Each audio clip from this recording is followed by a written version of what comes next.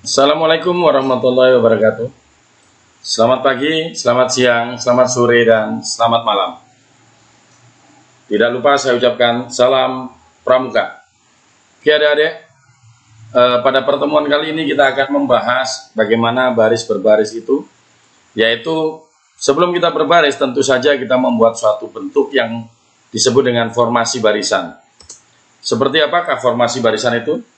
Nah, kita lihat, kita perhatikan, yaitu dalam setiap kegiatan berbaris yang pertama dilakukan adalah membentuk barisan dalam suatu bentuk tertentu sesuai bagaimana kegiatan itu akan dilaksanakan.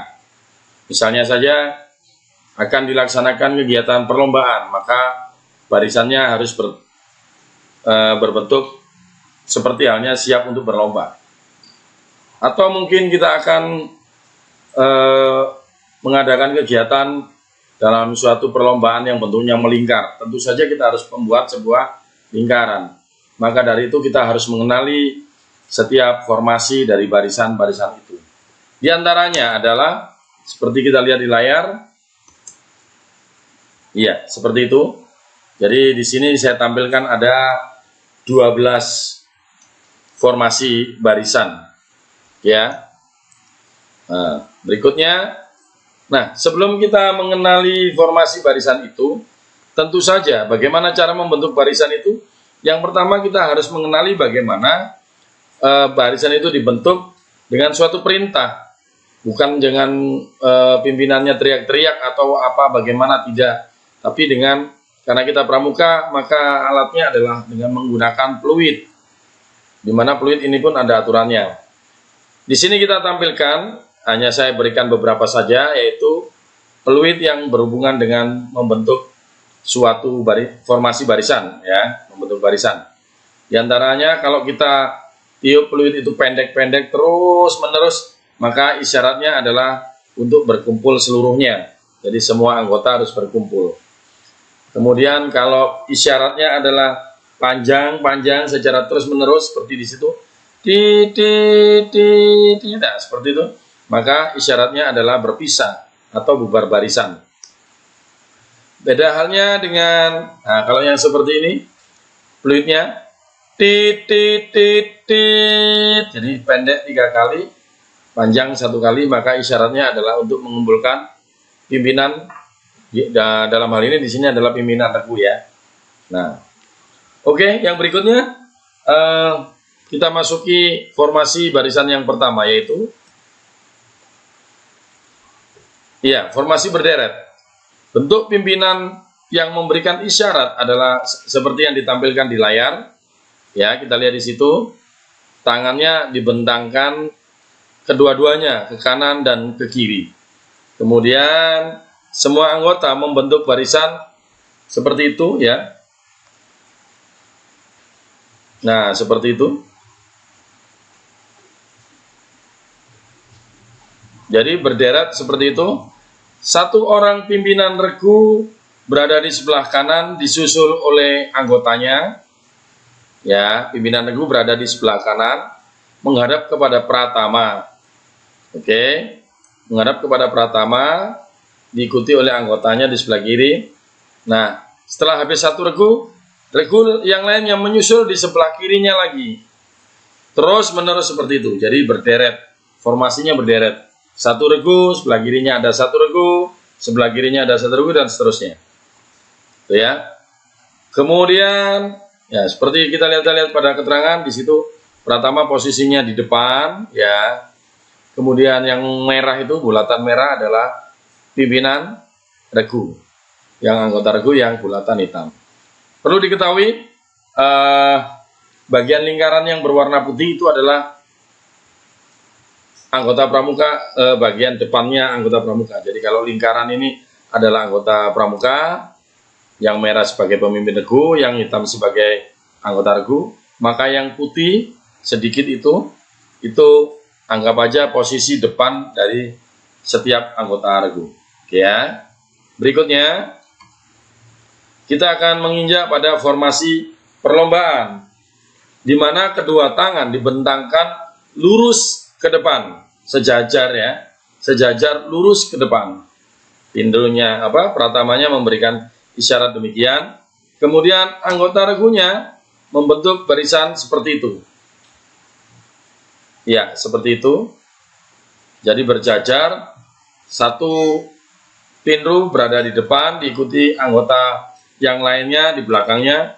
Kemudian regu yang lain berada di samping regu itu, di sebelah kirinya lagi, dan seterusnya.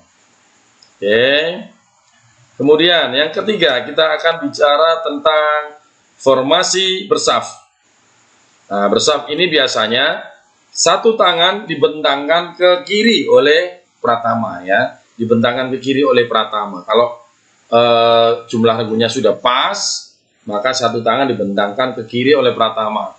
Tetapi jika misalnya pratama menginginkan apakah itu untuk suatu permainan atau apa, dibentuk misalnya sejumlah regu tertentu, misalnya seperti di layar dibentuk tangan 3, ya, berarti dari keseluruhan dibentuk jadi 3 bersaf, ya. Kalau 2 ya 2 bersaf, walaupun jumlah regunya adalah 4. Nah, tapi di sini yang kita berikan contoh pratamanya memberikan isyarat bersafnya 3, tapi pelaksanaannya adalah keseluruhan masing-masing regu. Jadi anggap aja kalau yang dipraktekkan adalah tidak ada tanda 3 di tangan pratama yang sebelah kanan. Bentuk regunya bagaimana? Bentuk formasinya adalah seperti ini. Kira-kira, ya, masing-masing pinru berada di sebelah kanan, disusul oleh anggotanya ke kiri, dan antara regu dengan regu disusun mulai dari depan ke belakang seperti ini. Ya. Biasanya kalau penjelajahan membentuk seperti ini, laporan mulai dari yang paling depan, kemudian belakangnya nyusul, ada yang baru datang, nyusul lagi di belakangnya, dan seterusnya. Begitu, ya. Kemudian, formasi berbanjar.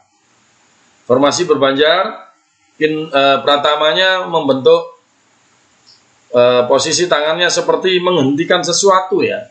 Nyetop, ya. Seperti menyetop sesuatu yang ada di depannya. Kemudian masing-masing regu seperti itu. Jadi satu pinru berada di depan, diikuti di regu yang lain, diikuti oleh anggota regunya, kemudian di belakangnya regu berikutnya, di belakangnya regu berikutnya, dan seterusnya.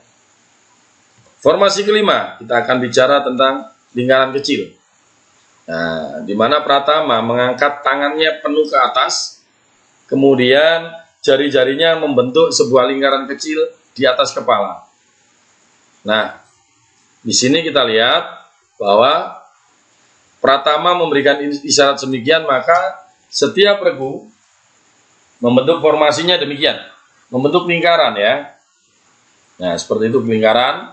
Hanya saja, nah ini perlu diperhatikan, untuk lingkaran kecil ini jarak antar anggota itu sangat berdekatan sekali.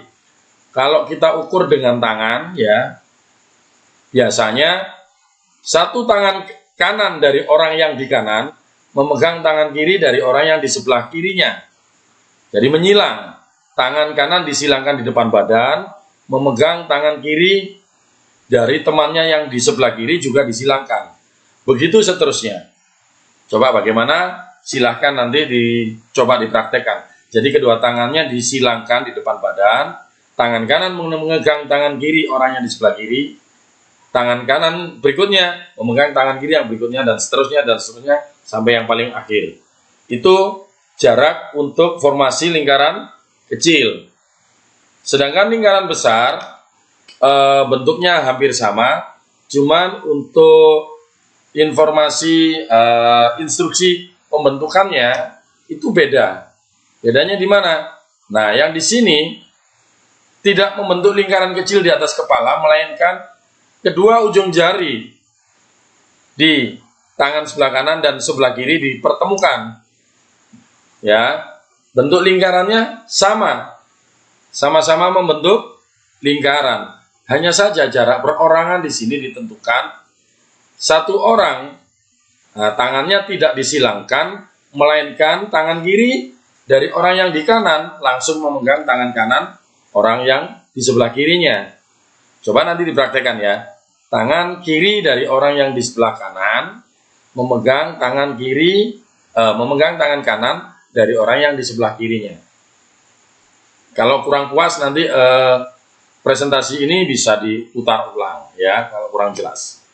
Oke, berikutnya yaitu formasi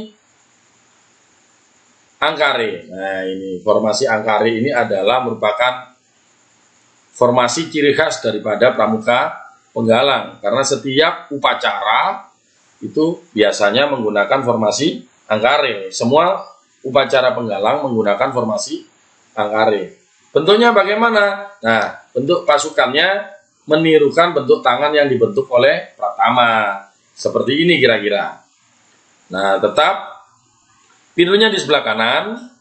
Ya, kalau dalam satu pasukan ada 4 regu, bentuknya demikian. Satu di sebelah kanan, satu di sebelah kiri, satu regu ya. Dua regu di bagian depan. Di mana masing-masing semuanya menghadap ke arah sentral, ke arah tengah.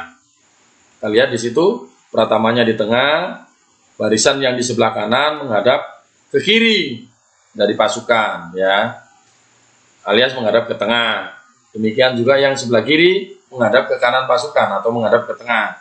Sementara yang di sebelah depannya pratama menghadap ke arah pratama tetap, ya, berhadapan dengan pratama seperti itu. Next, yang ke-8, formasi setengah lingkaran. Nah, caranya adalah pratama memberikan instruksi dengan cara menggerak-gerakkan tangannya seperti yang kalian lihat di gambar ya. Jadi tangannya mulai dibentangkan ke kanan, nggak usah lurus ya, santai aja ke samping kanan, kemudian digerakkan ke tengah. Jadi membuat silang seperti itu seolah-olah bentuknya adalah setengah lingkaran. Kemudian pasukannya membentuk barisan yang seperti itu. Ya, jadi kalau dilihat itu semuanya adalah setengah lingkaran. Kira-kira seperti itu. Ya, itu setengah lingkaran. Next, yang ke-9. Kita akan bicara tentang formasi roda. Roda adalah formasi yang mestinya adalah, yang kita ketahui adalah lingkaran. Sedangkan yang digambarkan di sini, pratama memberikan instruksi dengan cara menyilangkan kedua tangannya di depan dada. Formasinya yang dibentuk adalah, sebenarnya ini adalah pengembangan daripada formasi lingkaran. Lingkaran itu langsung melingkar, sementara roda tidak melingkar, melainkan pratamanya saja menghadap ke arah, pindunya saja menghadap ke arah pratama, pindunya menghadap ke pratama, yang lainnya berbaris ke belakang pindunya. Nah, sehingga apa? Kalau kita lihat di sini, formasi roda adalah yang dibentuk mengikuti bentuk jari-jari roda ya. Kalau kita ingat sepeda ya, rodanya kan ada jari-jarinya ya. Ya. Bukan lingkarannya, bukan garis lingkarannya yang kita ikuti, melainkan jari-jarinya. Nah, ini formasi roda. Jadi nanti kalau misalnya ini ada 8 atau 10 regu, maka bentuknya sama. Tetap menghadap ke arah pratama seperti ini, biasanya digunakan untuk perlombaan tertentu. Ya, perlombaan atau pertandingan suatu apa gitu ya. Seperti itu. Kemudian yang ke-10, kita akan membahas bentuk daripada formasi anak panah. Anak panah ini juga pengembangan dari formasi setengah lingkaran. Cuma yang digambarkan sama dengan lingkaran, sama dengan roda tadi, tetap adalah bentuknya jari-jarinya. Kalau anak panah di sini seolah-olah regu ini akan bergerak menuju menancap kepada pratama atau pimpinannya. Nah, bentuk pratamanya adalah tangannya dibuka di depan dada, telapak tangannya dibuka seolah-olah akan bertemu di depan dada, tapi tidak bertemu ya. Hanya ujung jarinya saja yang hampir ketemu di depan dada, seperti itu. Yang ke-11, formasi barisan selat. Ya, formasi selat. Nah, kalau tadi formasi perlombaan adalah tangannya dibentangkan ke depan, namun telapak tangannya mengepal atau menggenggam. di sini telapak tangannya terbuka berhadapan. Maka pelaksanaannya adalah masing-masing pinru itu berhadapan, diikuti anak buahnya ya, diikuti oleh rekan-rekannya, anggota regu. Nah, barisannya membentuk berhadapan seperti yang ada di gambar. Yang terakhir kita bahas ada selat balik, formasi selat balik. Ya, bentuknya adalah kebalikan daripada formasi selat. Kita lihat di sini. Nah, tangannya dibalik, menghadap keluar formasinya.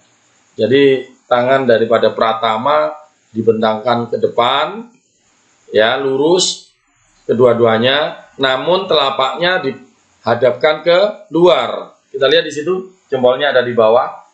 Berarti kalau kita lihat dari samping, jempolnya di bawah, berarti telapaknya menghadap ke luar.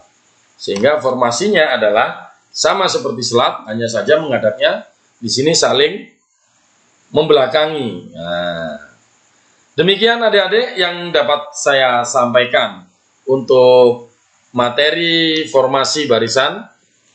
Jikalau memang ada pertanyaan, nanti bisa email saya atau bisa kirimkan pertanyaan di kolom komentar dari Google Classroom kalian. Dari saya cukup sekian, dan saya sampaikan terima kasih. Yang terakhir, salam Pramuka.